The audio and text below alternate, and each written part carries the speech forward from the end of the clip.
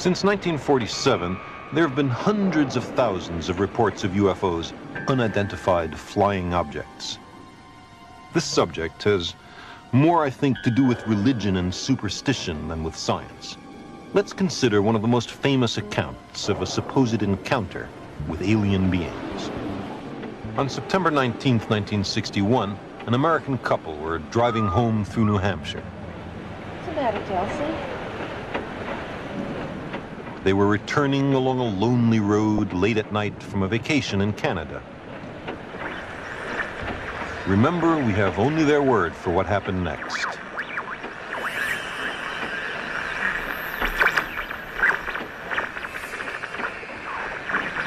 can't get anything to start it. You still don't believe it, do you? No, I don't. There must be a reasonable explanation.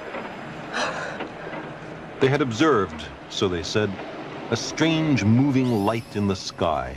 By definition, an unidentified flying object. It seemed to follow them for miles. What's the matter with that dog?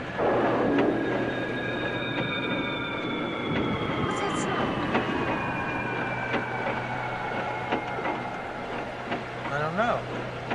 After a time, the lighting patterns on the UFO changed. It appeared to land.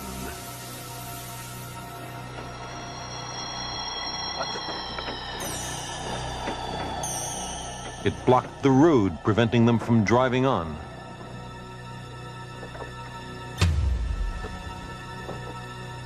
They said they saw mouthless creatures approaching who were not exactly human. Barney? Barney? Barney, what is that? At this point, the story becomes still stranger.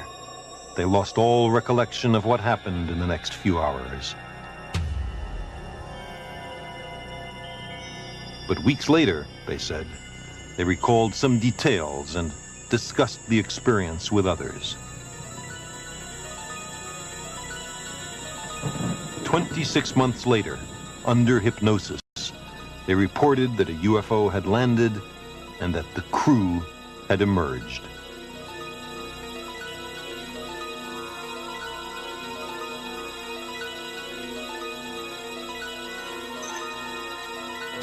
They were captured, they said, and taken aboard the craft.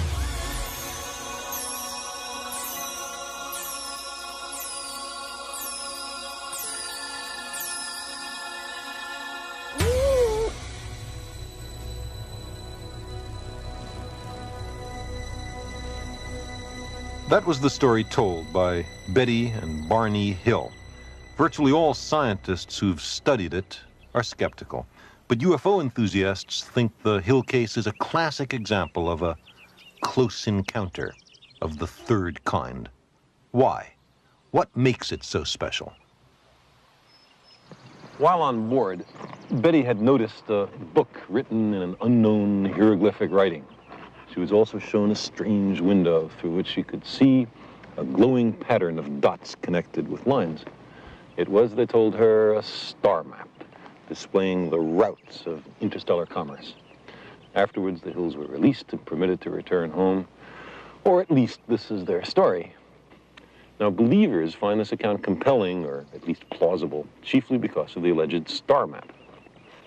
Here's what Betty Hill said it looked like. Now, why would anybody take this seriously?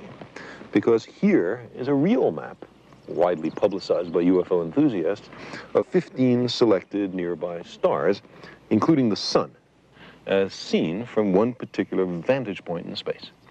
This map includes stars that were first cataloged several years after Betty Hill recalled what she says she saw in the alien ship. Her map required, we are told, information that was not then available on the Earth. There is a resemblance between the two maps, but that's mainly because the lines corresponding to navigation routes have been copied from the Hill map onto the real star map.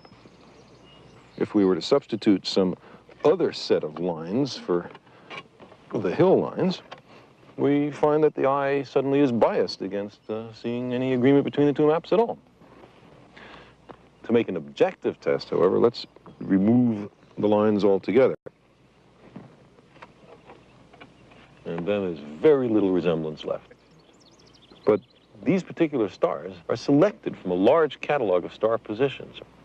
Our vantage point in space is also selected to make the best possible fit with the hill map. If you can pick and choose from a large number of stars, viewed from any vantage point in space you want, you can always find something resembling the pattern you're looking for.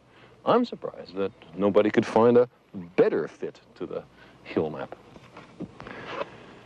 The Hill's own psychiatrists described their story as a kind of dream. There's no corroborating evidence.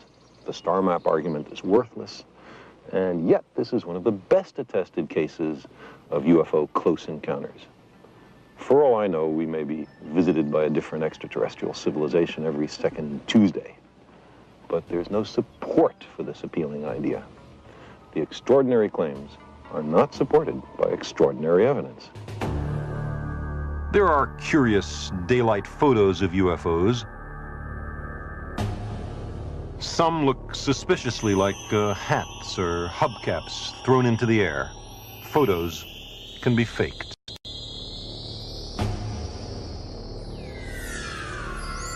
More common are unidentified lights at night.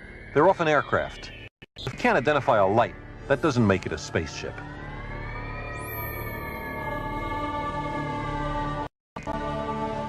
Here's a movie of what you might think is a UFO. Actually, it's a piece of an asteroid burning up as it enters the Earth's atmosphere.